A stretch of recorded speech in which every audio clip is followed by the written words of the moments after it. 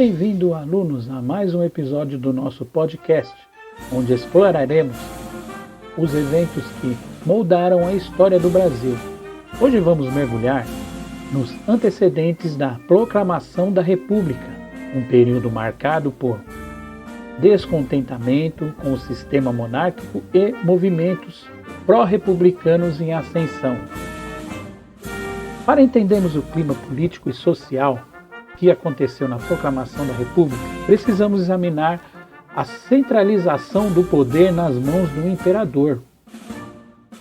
O Brasil do século XIX era caracterizado por um governo altamente centralizado, onde as decisões políticas eram tomadas por uma elite distante das necessidades do povo.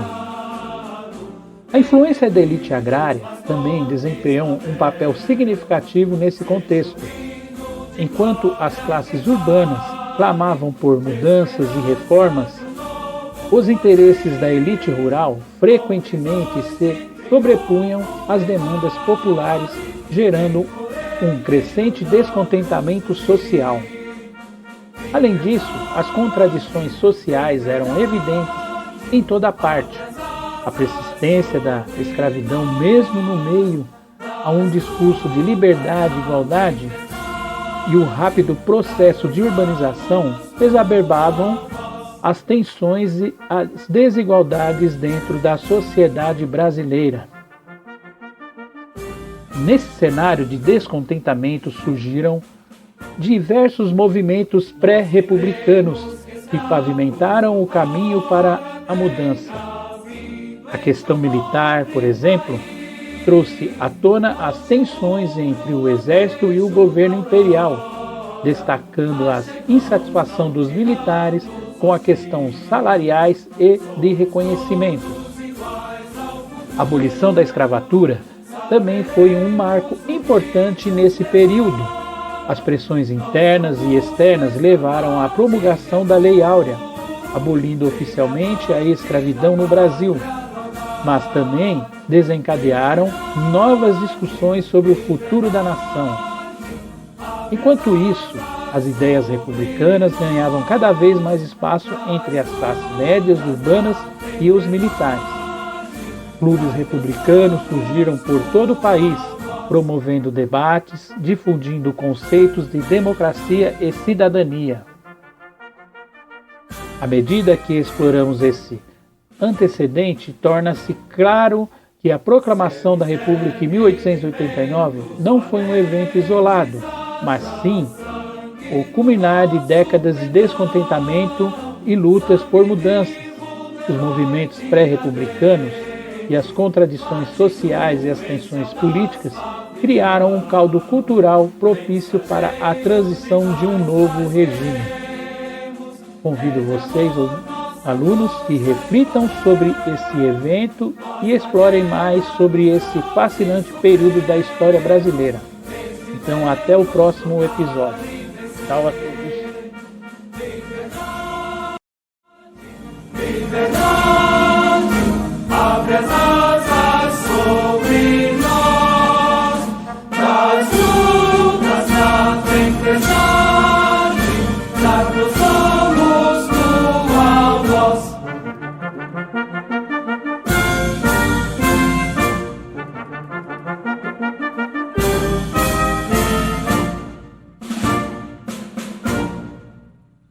Do Ipiranga é preciso que o brado seja um grito soberbo de fé. O Brasil já surgiu libertado sobre as púrpuras régias de fé. Tenha, pois, brasileiros, avante, verdes ouros, colhamos local, sejam nosso país triunfante, livre terra de livres irmãos. Liberdade, liberdade, abre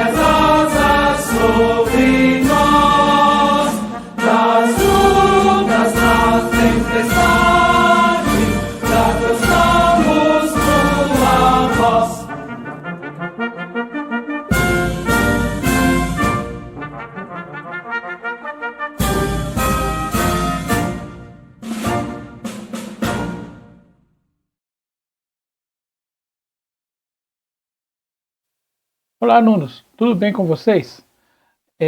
A aula de hoje nos conduzirá por uma reflexão profunda sobre um marco histórico do Brasil, a Proclamação da República, que ocorreu em 15 de novembro de 1889.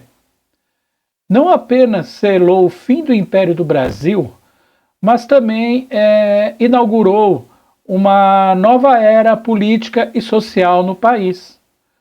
Sob a liderança de Marechal Deodoro da Fonseca, a mudança do regime, o regime foi articulado, né, e o resultado de um golpe militar que reverberará, né, aos nossos estudos até os dias atuais, né?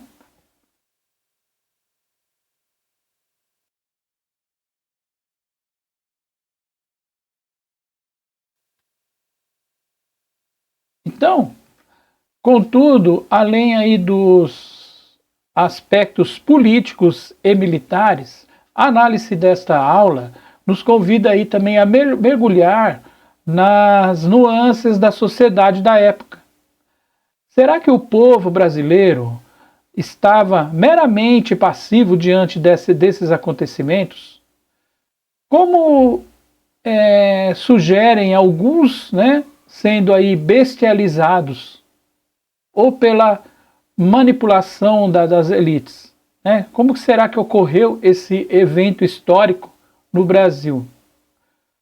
Ou será que por meio as incertezas e as oportunidades de transformação emergiram vozes e ações que revelaram ao povo mais ativo o assunto chamado pilontras? Vamos entender, né? Essas duas palavras, bestiários, pilontras, né? Então, ao explorarmos aí a dualidade entre bestializados e os pilontras, adentramos aí não apenas na história, isso na história política, né? Mas também na história das mentalidades e das lutas sociais. Através desta abordagem, buscamos compreender não apenas o que aconteceu, mas como as pessoas comuns foram impactadas e participaram desse momento crucial na nossa história. Assim, convido a todos aí agora, né, para a gente fazer uma reflexão nessa jornada, né, e ter uma análise mais crítica, na qual desvendando, né, a complexidade por trás da proclamação da República e seu impacto sobre o povo brasileiro. Então, falando um pouco a respeito dos termos, né, que nós falamos bestializados e pilontras, né, então são utilizados para quê? Para descrever diferentes perspectivas sobre o comportamento e a participação do povo brasileiro durante o evento histórico aí como a proclamação da República, né? Dando não somente, pode ser outro tipo de evento, outro tipo de acontecimento, mas falando agora especificamente da proclamação da República. Então, explicando o que é o termo bestializados, né? Então, esse termo sugere uma visão mais passiva e negativa da população, implicando que as pessoas eram tratadas como bestas, ou seja, como seres irracionais ou desprovidos de capacidade crítica e de ação política consciente. E nessa perspectiva, a população seria manipulada, ou seja, subjugada pelas elites políticas e militares, agindo apenas como espectadores passivos do acontecimento histórico, sem capacidade de influenciar significativamente os rumos do país. Então, o outro termo, né, o pilontras, né, por outro lado, é um termo, né, que sugere o quê? Uma visão mais ativa, mais astuta da população, implicando que as pessoas eram capazes de agir de forma inteligente e estratégica, buscando os seus interesses e aproveitando as oportunidades que surgiram em meio aos conflitos e mudanças políticas, né? E nessa perspectiva, a população seria vista aí como mais engajados e participativa, né? Capaz de perceber que explorar as brechas e no sistema político para alcançar também os seus objetivos, né? Os objetivos mais comuns da população, né? Então, gente, esses termos aí representam o quê? Duas maneiras distintas de interpretar o papel do povo na história, certo? E são frequentemente utilizados em debates historiográficos para discutir o grau de agência e consciência política das massas populares, em contexto específico, né, agora como o período da proclamação da República no Brasil. Então, pessoal, falando, né, já entrando aí no nosso assunto aí, a proclamação da República, né, vamos entender aí uma maneira bem simples e bem assim didática, né, podemos dizer, como aconteceu, por que aconteceu a proclamação da República, né? Então, a proclamação da República foi um golpe militar que marcou o fim do Império no Brasil e o início da República, que ocorreu no dia 15 de novembro de 1889, executado pelo Marechal Deodoro da Fonseca. Embora tenha sido conduzido pelo movimento republicano como representantes como Quintino Bocaiúva, Benjamin Constant, José do Patrocínio e entre outros, a proclamação da República representou, sobretudo, o enfraquecimento da monarquia. A crise no Império foi marcada por 3 questões que abalaram as relações do Império com as suas principais fontes de sustentação política: a questão religiosa, a questão abolicionista e também a questão militar, né? A questão religiosa, Dom Pedro com alguns atritos com a igreja, a questão também abolicionista, que seria o quê? A abolição da escravatura, implicou a elite, né? A elite brasileira, a elite agrária da época, ir contra o imperador, que justamente porque os escravos, mão de obra dessa elite, eles foram obrigados com a lei áurea, eles foram obrigados a libertar os seus escravizados, né? E sem, vamos dizer, ainda sem nenhum recurso, o governo da época, Dom Pedro II, né, com a lei assinada, a Lei Áurea, né, pela sua filha, filha de Dom Pedro, a princesa Isabel, libertou todos os escravizados no Brasil. E a elite brasileira, na época, né, a elite agrária, se sentiu prejudicada a respeito disso. Então, ficaram contrariados, né, e com essa questão também abolicionista, né, que seria aí a questão da elite agrária, descontente, a igreja descontente, a elite agrária descontente, e também a questão militar, né, por várias promessas que Dom Pedro fez aos militares, sem assim prestigiá-los, acabou também que os militares, né, ficaram descontentes a respeito aí de Dom Pedro II, com suas atitudes contra os militares, acabou também que arrumou mais uma questão, né, para se proclamar a ação da República. Né?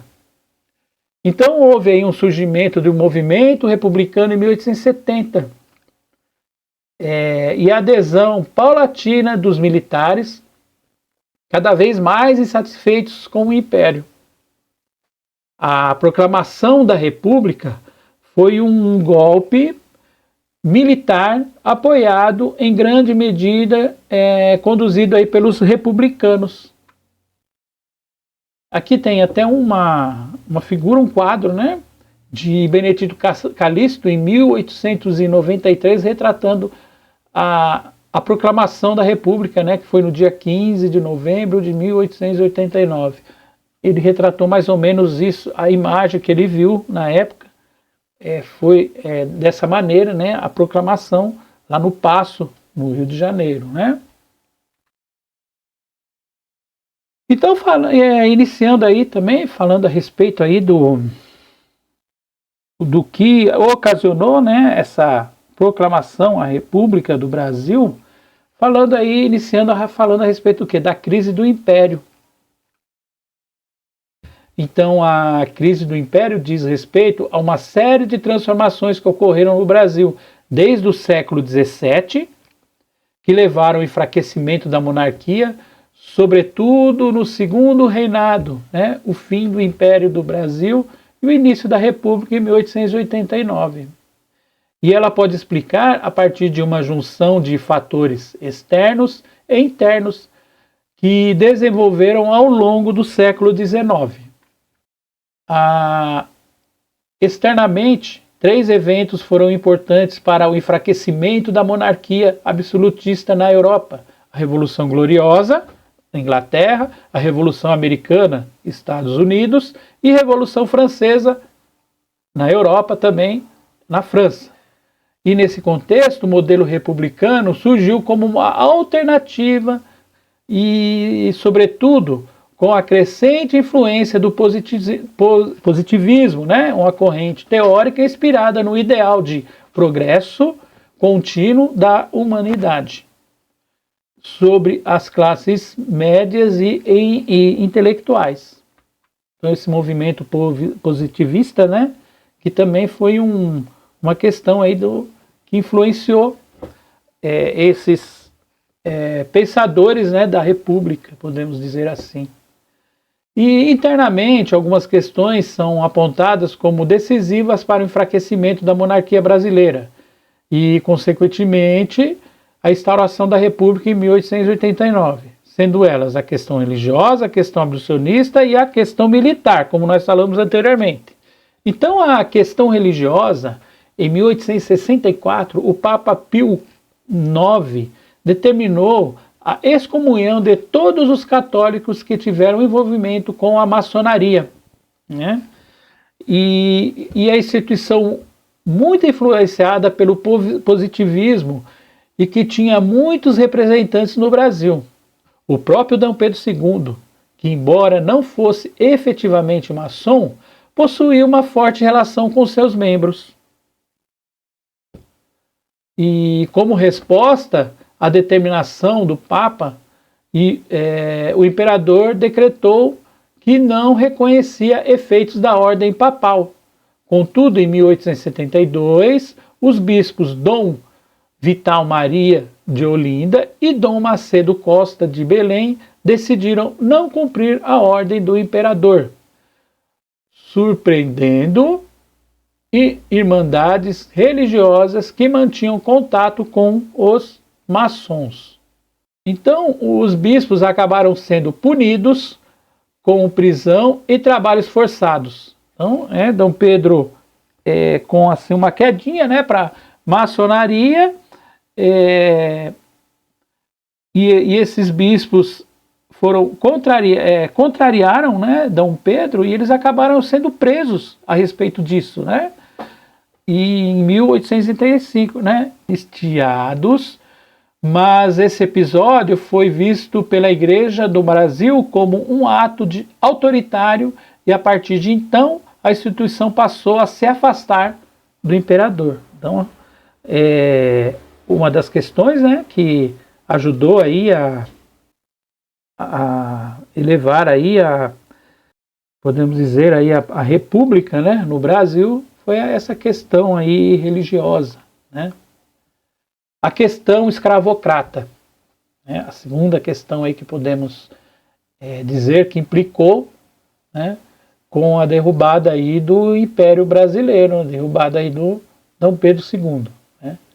Então a escravidão no Brasil era sustentada, sobretudo, pela dependência econômica que as elites cafeeiras tinham desse tipo de mão de obra.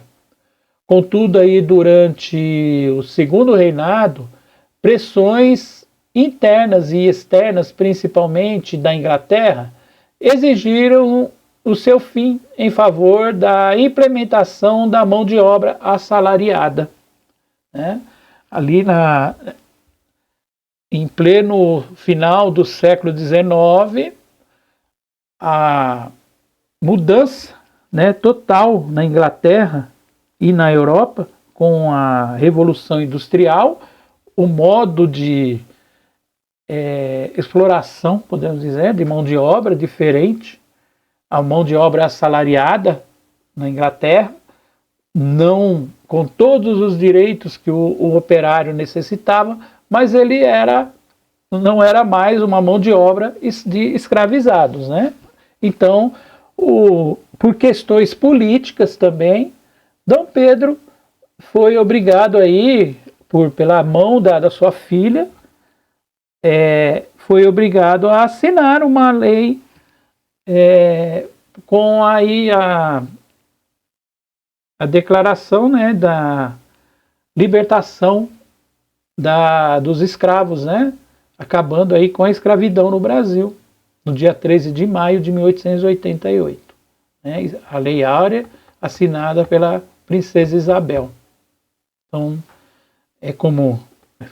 falando a respeito da escravidão no Brasil, era sustentada sobretudo pela dependência econômica, né, das elites. Eles dependiam dessa mão de obra gratuita, podemos dizer, né, uma mão de obra mais barata, para poder tocar aí as suas lavouras de café, e acabou eles achando que eles foram prejudicados a respeito, né? E as pressões internas e externas, como eu disse, principalmente da Inglaterra, que exigia o seu fim em favor da implementação aí da mão de obra operária, né? A mão de obra assalariada, como era na Inglaterra e na Europa, né? Em a maioria dos países europeus, já uma mão de obra assalariada. Então, a abolição da escravatura foi o resultado de um processo gradual ao longo, até chegar à abolição propriamente dita, que realizou algumas concessões por meio de leis abolicionistas, né? No entanto, essas transformações geraram descontentamento e a crítica ao império por parte da elite, que dependia da mão de obra escrava. Agora falamos da questão militar, né? Como eu disse aí no início, Dom Pedro fez várias promessas aí aos militares, com a guerra na Guerra do Paraguai, né? Que estava acontecendo.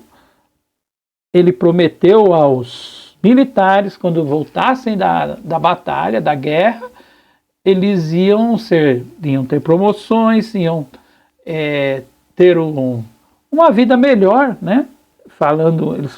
Ele disse até em doar propriedades, né, aos militares, e isso não aconteceu, né? Então, o marco importante, né, para entendermos a questão militar diz a respeito ao conflito armado no qual o Brasil envolveu-se, foi a Guerra do Paraguai, né, que foi de 1864 até 1870.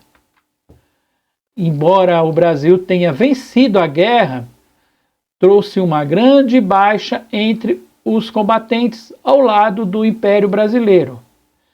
E também um grande endividamento econômico com a Inglaterra, fazendo que Dom Pedro II, o imperador, no período, sofresse um forte desgaste político E ao mesmo tempo os militares saíram como heróis pelo esforço empreendidos nos conflitos e o que projetou politicamente um ambiente já instável.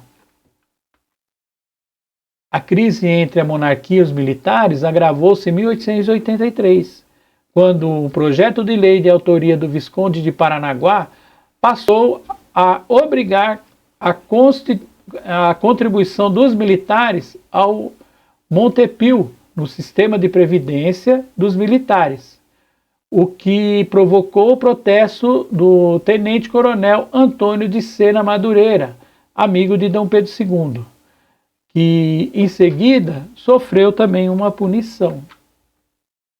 E esse evento desencadeou uma série de embates entre a coroa e os militares.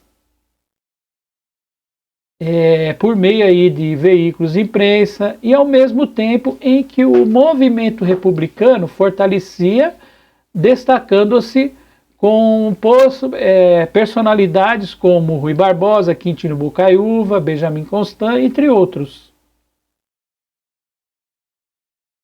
A proclamação da República em 1889, foi aí, o Visconde de Ouro Preto foi nomeado como chefe de gabinete ministerial, gerando uma série de impasses entre os críticos e a monarquia e os militares, ao tentar aumentar os poderes da Guarda Nacional, que foi fundada em 1831 e possuía uma proximidade maior com o Império. E a atitude foi vista pelos militares como uma tentativa de dissolver o exército, aqueles que foram à Guerra do Paraguai.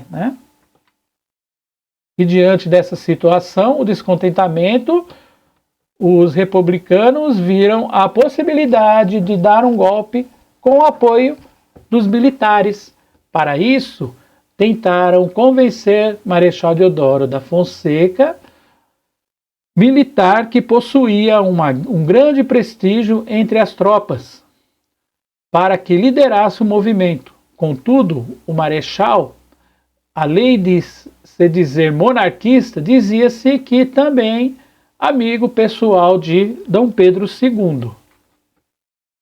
Aí tem uma foto, podemos dizer, uma pintura aí do Marechal Deodoro, após a proclamação da República, e os novos símbolos nacionais que tiveram que ser também construídos. Isso nós vamos falar lá na frente.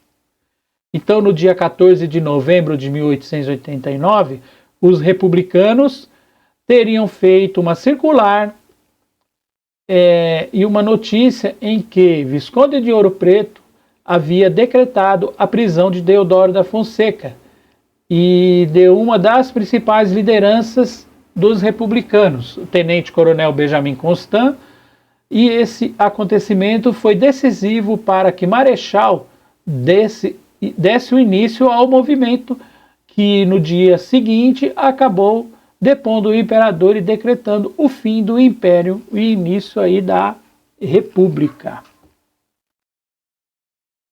E com as consequências, a proclamação da República produziu uma série de transformações, sobretudo ao ponto de vista institucional.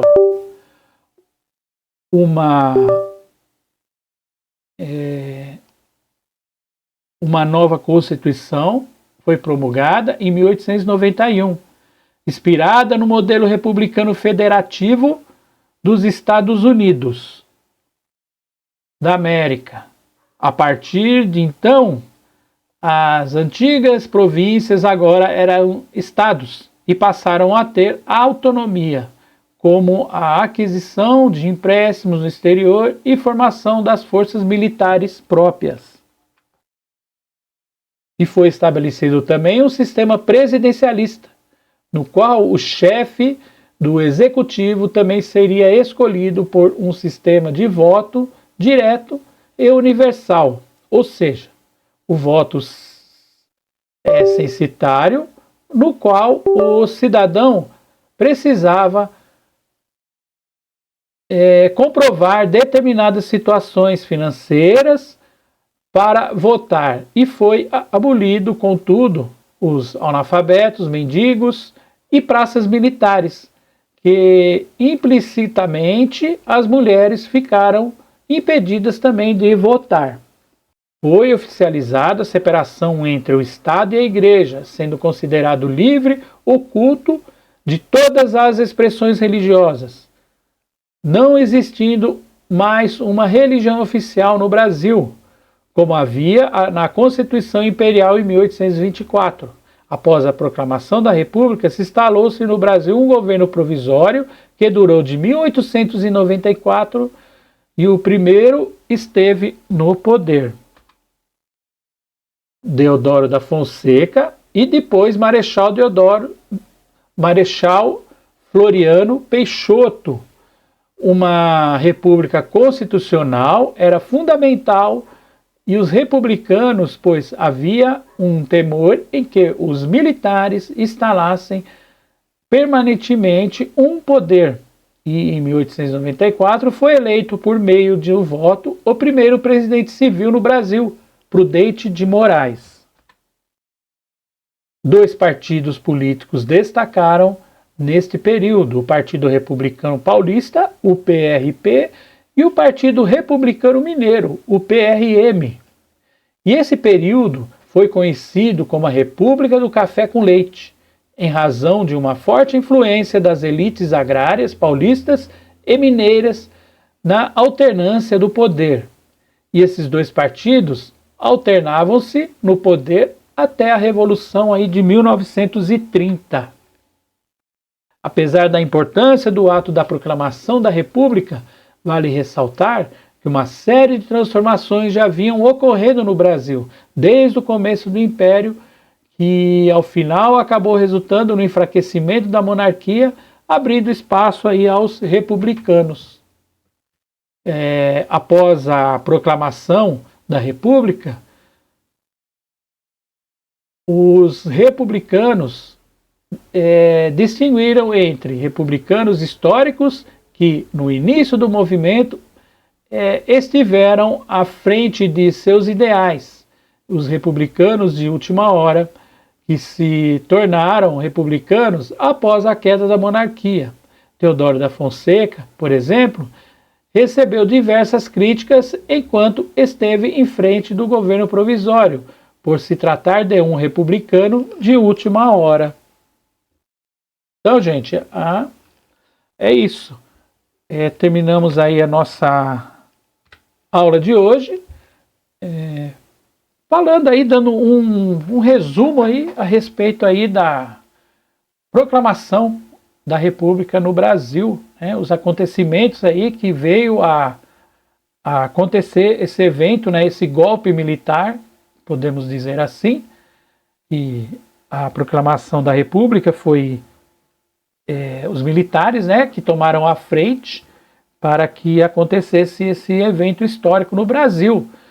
E se nós entrarmos aí agora, lá naquela introdução que nós falamos a respeito,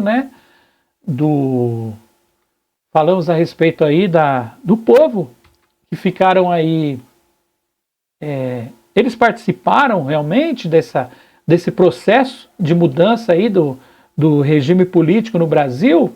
Será que eles ficaram bestializados ou eles foram aí os pilontras, Eu gostaria que vocês aí, com esse entendimento, respondessem aí a respeito disso aí no chat, para a gente finalizar essa aula de hoje, E nas próximas aulas aí nós vamos viajar mais um pouquinho a respeito, falando aí da República Oligárquica, que seria aí a República Café com Leite. Vamos falar um pouquinho da República da Espada, o período que os militares estavam no poder, e continuaremos falando aí até chegarmos aí à Revolução de 1930, com aí a entrada de Getúlio Vargas, Mas tem muita coisa ainda aí a acontecer e muita coisa a gente conversar a respeito, tá? Então, por hoje é só, Aí vamos continuar falando aí mais um pouco. Eu pretendo fazer uma aula também falando a respeito dos símbolos nacionais, né, que a partir da República foi aí criado vários símbolos nacionais que estão aí, né, no nosso dia a dia, aí na nossa República, até hoje, né, dando exemplo do nosso hino, exemplo da bandeira e de outros símbolos nacionais aí que nós temos aí, né, para, podemos dizer, ter orgulho, né, disso tudo, e por que e como foi criado todos esses símbolos aí, tá? Então tem muita coisa ainda aí a gente vai falar a respeito aí da história aí brasileira, né? Da República Brasileira, né? Então é isso, gente. Até logo mais, até a próxima aula. Um abraço a todos aí e um bom final de tarde. Tchau, tchau.